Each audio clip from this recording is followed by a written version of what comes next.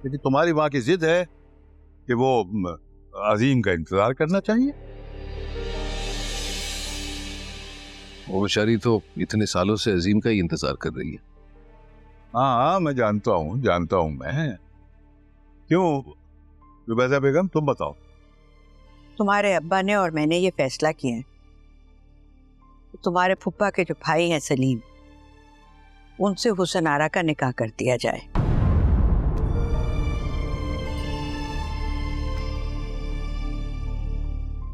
इतवार को वो आएंगे अंगूठी पहनाने हुसन आरा को।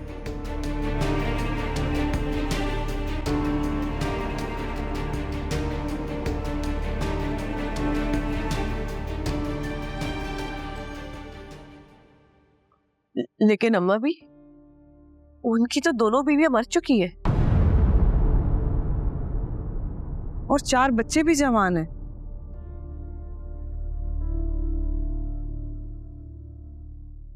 देखिए, बज़ाहिर तो बहुत अजीब सा रिश्ता है, कुछ समझ नहीं आ रहा, लेकिन अगर दूसरे अंदाज से देखा जाए तो खाता पीता आदमी है, कारोबार भी अच्छा है, और नाजुबाद में 2 घर हैं जो किराए पे दिए हैं। मेरे ख्याल है 2-2.5 लाख रुपया किराया तो वहीं से आता है। साबिर भाई, वो बात तो दुरुस्त है, लेकिन साथ साथ ये बात भी तो सोचनी चाहिए कि वो, मेरा मतलब है, हुसन आरा से कम 12-15 साल बड़ा है।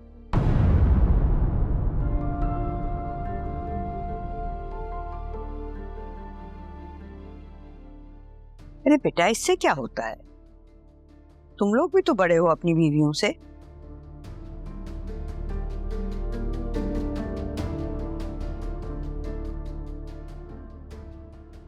हुसन आरा,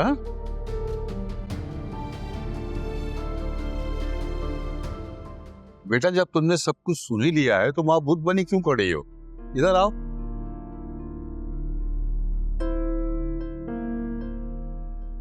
देखो बेटा, अब तुमने सब कुछ सुन ही लिया है ना, तो तैयारी शुरू कर दो।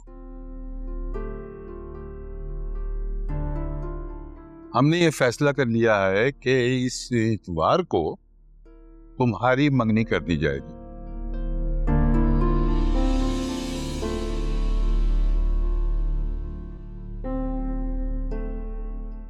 और जुमे को तुम्हें रुखसत कर दिया जाएगा। तुम इंशाल्लाह अपने घर की हो जाओगी। अगर मैं आप लोगों पर बोझ बन गई हूँ तो मैं चली जाऊंगी यहाँ से, किसी यतीम खाने में जाकर रह लूंगी, लेकिन किसी रणवे या 4 बच्चों के बाप से शादी नहीं करूंगी मैं।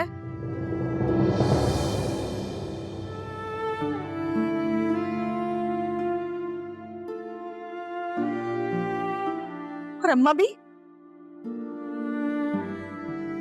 इतने साल आपने अपनी जिद और अपने बेटे के इंतजार में गुजार दिए।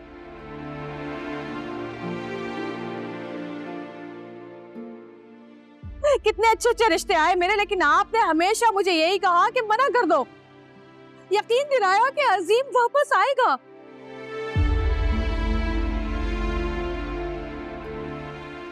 और आज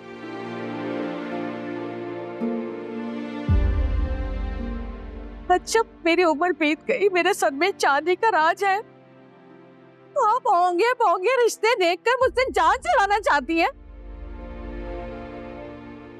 हुसन आरा, एक बात सब लोग कान खोलकर सुनिए, इस घर से अगर मेरी डोली उठेगी तो सिर्फ अजीम के लिए, वरना जनाजा निकलेगा मेरा यहाँ से। हुसन आरा, और मेरी मौत की जिम्मेदार सिर्फ और सिर्फ अम्मा भी होंगी। देखिए मोहब्बत सतरंगी, पीर से जुम्मा रात 7 बजे, सिर्फ ग्रीन एंटरटेनमेंट पर।